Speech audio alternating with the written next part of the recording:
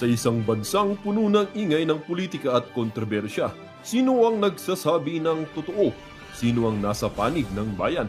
Welcome to Bayang Pinas, ang news channel na hindi takot maglatag ng katotohanan. Dito, pinag-uusapan natin ang mga isyong may kinalaman sa kinabukasan mo, politika, pamahalaan at ang tunay na kalagayan ng ating bansa. Hindi kami bayad, hindi kami bulag. Sa Bayang Pinas, ang boses ng mamamayan ang tunay na headline. Kaya kung sawang-sawa ka na sa mga baluktot na impormasyon at scripted na kwento, dito ka na.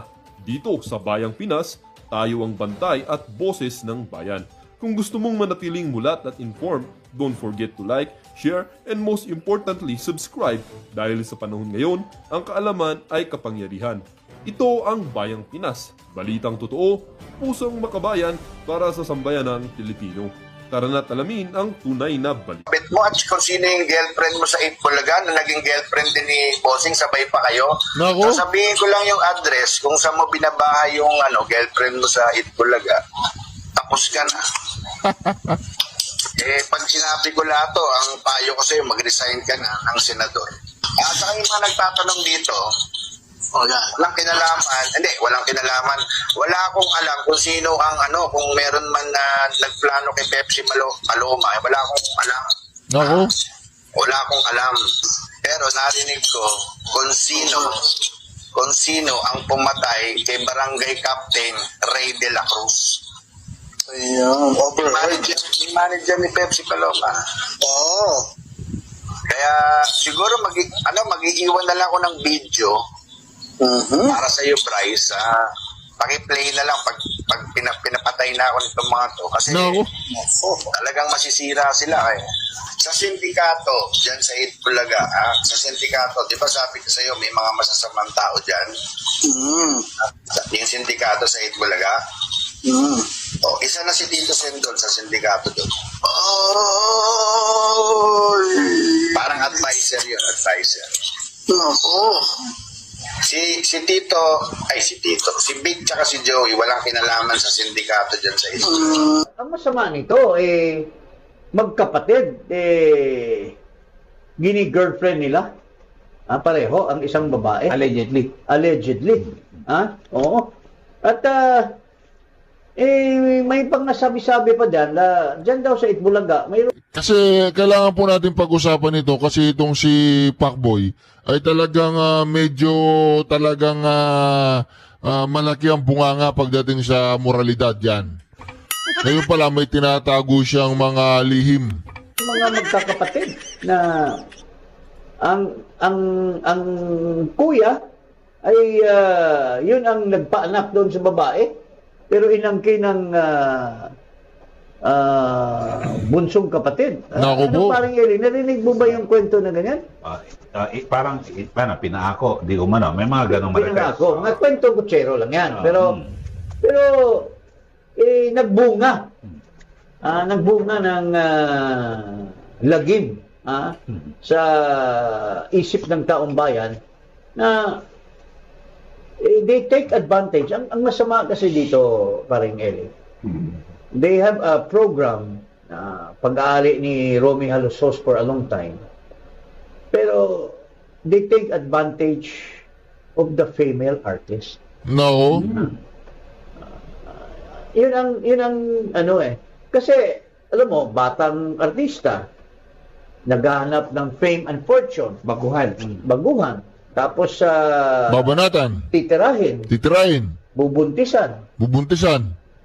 Tapos anong klaseng pag-iisip? Tapos ngayon, nilalabas ni Angelina akala natin, chismis lang. May katotohanan pala. Totoo pala, Pero ito, masasabi natin na yung credibility ni Anjuliana, kasi galing siya ron eh. Pero kung outsider siya, medyo Chismis. siguro hindi natin pwede Hearsay. Oo. Pero ito, May personal knowledge. may personal knowledge. Siya pa daw ang inuutusan eh. Siya pa daw ang nagkakamada. Alam ang address ng bahay. Alam ang address. Teka, Alam ang kwento. Hindi chismis, ha? kaklaruhin ko lang. Pagka yung mas matandang kapatid, nagkaanak at pinaamin dun sa batang kapatid, Ang tawag ng bata doon sa nakakatandang kapatid ay Kuya, tito. kuya, kuya. Tito. Tito. Tito. Hindi kuya, tito. Talaga. Tiyuhin. Tiyuhin eh. Yung totoo niyang Yung anak, anak, tiyuhin. naging pamangkin niya. Nako. Kaya ang tawag ng pamangkin doon sa nakakatandang Pero sa kapatid. batas, anong tawag nila dyan? Simulation of birth? Ba? Meron pa yung batas. In fact, that's a violation of law. Simulation of birth, si ano ba kaya? Si Biko, kanino anak? Kay Vic pala, kay Vic kayo naman. Kay Vic anak yun si Biko. Kay Vic ko. Oo. Tatakbo doon siya senador. Diba, ganun lang yun eh. Oo, tuloy. Oh, simulation of birth yan. Nung naging consultant ako ng DSWD, marami kaming tinulungan dyan on humanitarian grounds kasi marami nag-simulated birth, lalo na mga nanay na gusto maging nanay pero hindi sila makaanak. So, tinulungan ng DSWD, nagkaroon ng parang you call that? Hindi ba sa... hindi. Pina-cancel muna lahat ng simulated birth certificates. Tapos, pinaano namin ang proseso, pina-adapt namin sila. Sa amin, mayroong ganun din na kaso, allegation. Fiscal pa ito. Nung fiscal siya, or nung kumukuha pa lang ng abogasya itong babae na ito, nagka-girlfriend ng pare at nabuntisan sa pare. Nako. Hindi tito tawag yan. Father. Father. Father. Kaya nga father yung pare. Pero ang simulation was, it turns out na para to protect her image and her reputation, pinapalabas na anak ng nanay niya. Naku po. Para naging kapatid yung bata. So, we're just saying this as an aside, no? Pero ang sinasabi nga ni Paring Eli, that's very important to realize at this stage that isa sa mga pinakamataas na opisyal ay hindi matino. Hindi Naku po. matino. Kasi pang number 3 siya, di ba?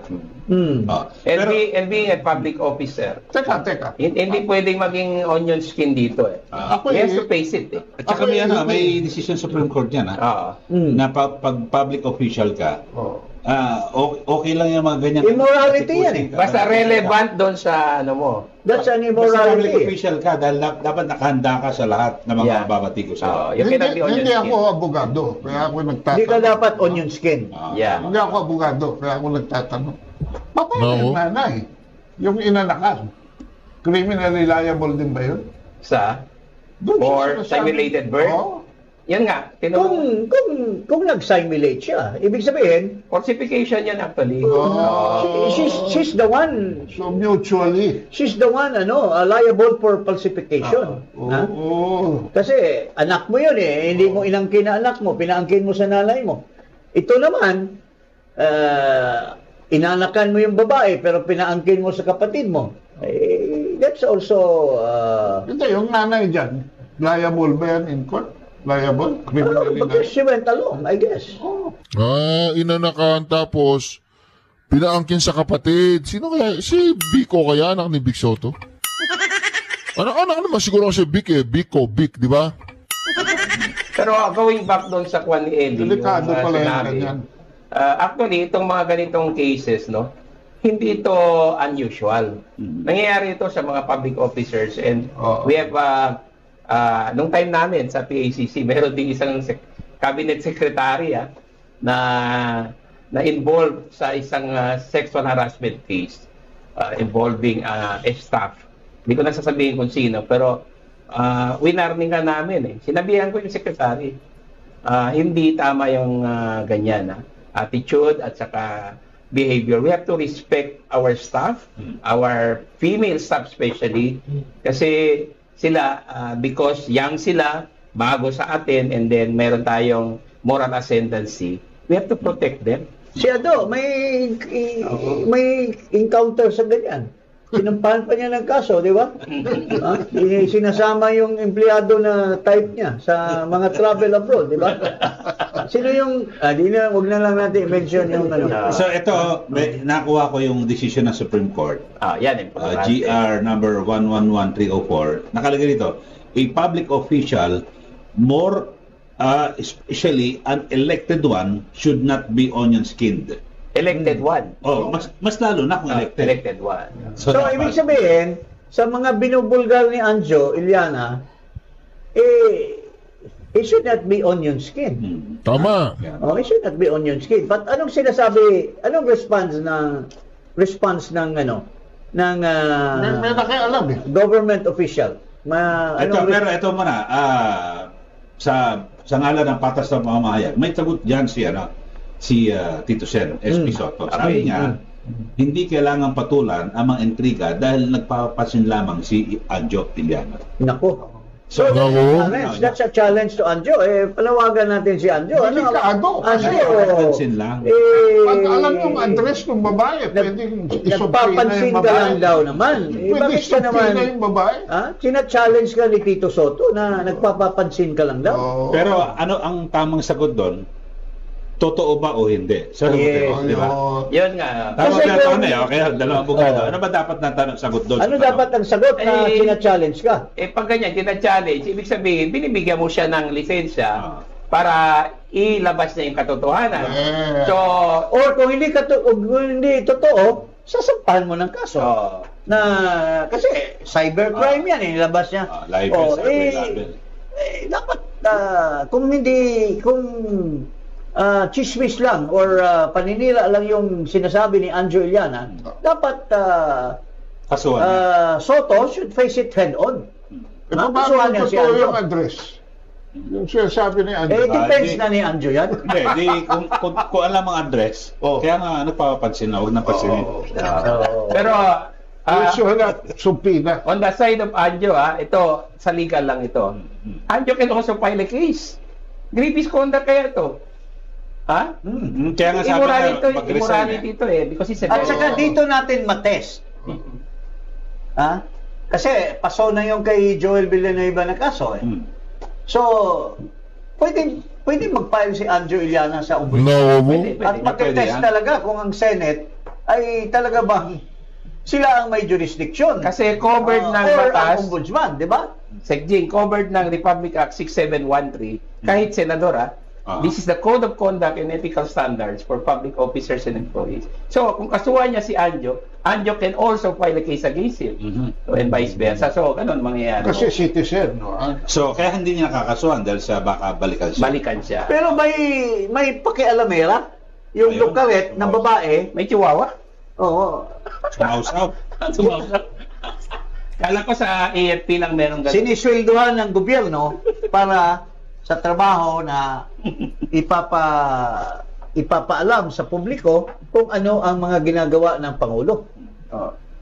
Ito, Wala siyang ginagawa. Pangulo ng Senado? Pangulo ng bansa. Siya ang laki siguro ng sweldo niyan dahil tira ng tira sa mga Duterte. Ngayon, bigla naman dinipensahan niya. Nung una, dinipensahan niya yung asawa. Hindi naman government official yun. So wala siyang business na to defend a private person kasi ang specific duty niya is to defend the president. No? Sino ba ito, Segjing? At Sino ba ito? tinutukoy natin itong si Lucaret Castro. Bakit siya nagkukomentar dito tungkol sa away ni Anjo at ni Soto? Anong business nitong Lucaret na ito na sumali diyan sa private exchange of ideas between the Senate President and Anjo Iliana? Walang kredibilidad at nangangamoy DDS. Ito ang paglalarawan ng Palace Press Officer, Attorney Claire Castro, sa dating aktor na si Anjo Iliana matapos nitong idamay ang kanyang pag-iingay sa social media si Pangulong Ferdinand Marcos Jr. habang sinisiraan si Senate President Vicente Soto III. Naku po. Basahin ang istorya sa link ng comment Ayan section. Sino ka ba? Sabi Sa baba. Sino ka ba? Sabi niya, pinakita mo ang totoo mong kulay dahil gusto mong paupuin si BP Sara ngayon pa lang. Nangangamoy DDS ka, Anjo. No. Wala kang kredibilidad. Si BP Sara na damay pa. Nakakalimutan siguro ni Claire Castro, kumpanyera Claire, na taxpayer itong si Anjo and citizen of the country. Pwede niya yan i-criticize kahit sino, public official, especially kahit presidente, dahil karapatan niya. Tama. Huwag mong sisirain yung tao sa ganyang sabi-sabi. Wrong yan eh. Pero wala nang pakundangan yan, babae na yan. Walang hiya naman talaga yan. Baka nag-enroll sa school bukol. Biro mo, sumisweldo sa gobyerno, pero ang dinidepensa niya ay Senate President. private person. Pero dito, walang kinalaman sa trabaho niya. kapag bumatikos ka pala sa Pangulo at sa Senate President na kaalyado, DDS agad ang DDS bansa. ka na? DDS ka na. Binasaga ka agad. Bansa Itinakay pa DDS. si BP Sara eh. Ha? Hindi naman, si Anjo, ordinary yan. Hindi naman, politiko yan doon sa Tama.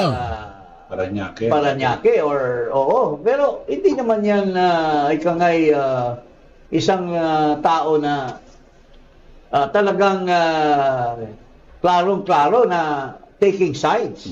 Ito is his personal criticism against the Senate President. Pero kung tutusin, sige, halimbawa DDS, ano naman masama kung DDS? Oo. Claire Castro should be reminded na ang sweldo niya ay galing din, yung parte niyan, galing din kay Anjo Iliana na nagbabayad ng tax.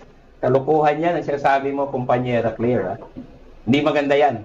Kaya nga, sabi nga ni Juan, kaya nga ang pangalan na ngayon yan ay Lucaret dahil yun ang unang sinabi ni Maharlika. Yung No. Lucaret na babae sa Malacanang. Pero ang Talagang Lucaret naman talaga yan.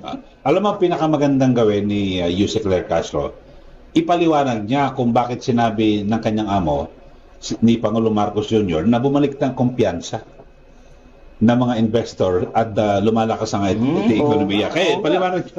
Tama. Paliwanag niya. Ang daming mga negosyante, ang dami, pati si Victor Consuni. Si Vic DMCI. DMCI, DMCI na sinasabi na wala nang kumpiyansa sa stock exchange mag-invest ang mga tao, even blue chips. They're refusing to put their money on our government institution. Mula noong December hanggang Oktubre, 5 trilyon ang nawala sa stock market. So hindi lang pala 1.7. Hindi, yung 1.7 short period lang. 3 weeks lang daw yun. Yung December to October. Pakinggan natin itong pinagdadaldal Yung nitong article na to, Marcos bangag says, na ito. confidence. Talagang Marcos says confidence in Philippine economy restored. No. Ang bilis naman. Ayan, sige. Kabilis naman. Busan, South Korea. Confidence in the Philippine economy has been restored. President Ferdinand Bongbong Marcos said on Saturday, amid Nasaan yung mga government support efforts natin? to address corruption in mga infrastructure projects, statements particularly na those related to flood control. Hindi na tayo, During Meron a ba? press conference with Meron Philippine bang mga media support? delegation, Meron tayo? Marcos was asked for his reaction about an American businessman who is not afraid to invest in the country despite the corruption scandal hounding the Philippines. This businessman is Salvador Ahumada, CEO of ACEIS Company, which is an international firm based in Bangkok, Thailand, that specializes in large-scale modernization projects. He attended the APEC CEO Summit in Jeongju, No. where Marcos delivered a speech. Yeah, well, if we had not exposed it, then they would have been saying that there's a problem. Now that we have exposed it, their confidence is stronger in the Philippines. Kasi kahit may ganyan, talagang inaayos nila. So that's why things have changed. The level of confidence in the Philippine economy and in the Philippine government as a leader and the guider of the economy is restored. Nako po. Naniniwala po ba kayo dyan na na-restore na yung Nako. Malabo po yan. Malabo pa sa sa pinagliguan ng kalabaw. Marcos said. I love my own. ikaw lang nag-iisip ng ganyan. Well, so many others, siguro maybe one or two of your devout blind follower are thinking of that. But the entire majority of the Filipinos are thinking and demanding that you show something. Wala ka pa nga napakita. Binibiga mo na for all you know, yung mga sinasabi mo, pledges lang yun. Nako. Ako na Puro pwede. pledges, pangako na hindi na nga Hindi sigurado na hindi di- sigurado. Tapos sasabihin mo, magsisinungaling ka na naman sa Pilipinas. Ito, Tsaka pakinggan natin. Sa gitna ng mga isyu ng korupsyon at maanumalyang flood control projects, marami ng investor ang nagdesisyong umatras sa Pilipinas. Yun. Ayon kay Cora Guidote, dating head ng Investors Relation Office ng Bangko Sentral ng Pilipinas, patuloy na lumiliit ang tiwala ng mga negosyante dahil sa laganap na korupsyon sa pamahalaan. Marami na nag-pull out. Actually, kasi nga, kumababa ang business confidence. At saka, corruption scares away investors. Bakit? Kasi it increases the cost of business. Siyempre, manghihingi ng lagay yung mga people that they deal with in government. If I'm an investor, asan ang ROI ko? Asan ang return on investment ko? Wala, di ba? So, I would rather invest in other countries where I can make more money and it will be easier for me to do business in those countries. Ayon kay Guidote, sa nakalipas na 3 taon, nagnegatibo ang net foreign direct investment sa bansa. Ibig sabihin, mas maraming kapital ang lumalabas kaysa pumapasok. Pag walang masyadong nag-invest, wala rin masyadong trabaho. So pag walang trabaho yung mga tao, there's a higher incidence of poverty. Dagdag pa niya, hindi lang sa mga flood control project at Department of Public Works and Highways umiikot ang isyu ng korupsyon, kundi laganap din aniya ito sa iba't ibang ahensya ng gobyerno. As long as those other departments are not being checked, then the plunder will continue. Because greed is already systemic in the system. Nang tanungin kung paano muling maibabalik ang tiwala ng mga investor, ito ang tugon ni Guidote. The government has to be accountable. And who has to be accountable? Those that approve the General Appropriations Act. So if they cannot address that, then you need a change in leadership.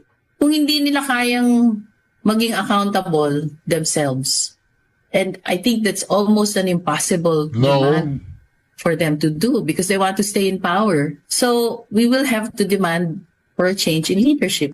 Hopefully the president resigns. Meron akong additional info Okay. dyan, no? Yung stocks pala, ang drop ng prices across several mga blue chips and other stocks. 15 to 50% ang drop ng prices or value. They call that pala, according to Cora Guidote, as a bloodbath, meaning to say lahat at all levels baksak. Red ang indication sa board ng stock exchange. So therefore, our stock exchange is the worst performing stock exchange in the world right now because of the issue on corruption, not just sa flood control, but across the different departments. So sa kabuuan talagang yung corruption naka-apekto. Naka-apekto because of the impression and perception perhaps ng mga investors na it's not good to do business with the Philippines. Yun ang masama dyan. Yan din ang masakit because this will affect us all. Pero ang sinasabi nitong si President Marcos Jr., na-restore na raw yung Nako. evidence. Pero Posible. sinasite 1 or 2 cases lang. Yun. Yung Bombay na Amerikano. Fallacious yan kasi that's a fallacy kasi arguing from particulars to general. Illogical yan Nako. General to particular. And he has not described a solid investment Wala. na pera talaga dumating na sa bansa.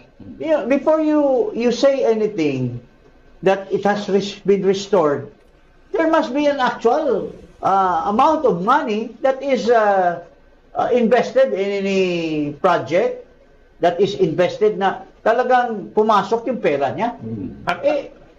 Yeah. Kung istorya ni On Amor lang, kwentuhan lang, Tapos sabi, I'd like to invest in your country. Niloloko ka lang or binubola ka lang ng investor. Tapos that only amounts to a pledge. How can you brag about? Ang nakakalungkot dito, sa South Korea niya in-announce yun. A few weeks back, yung presidente mismo ng South Korea ang nag-withdraw ng $500 million in investments from the Naubo.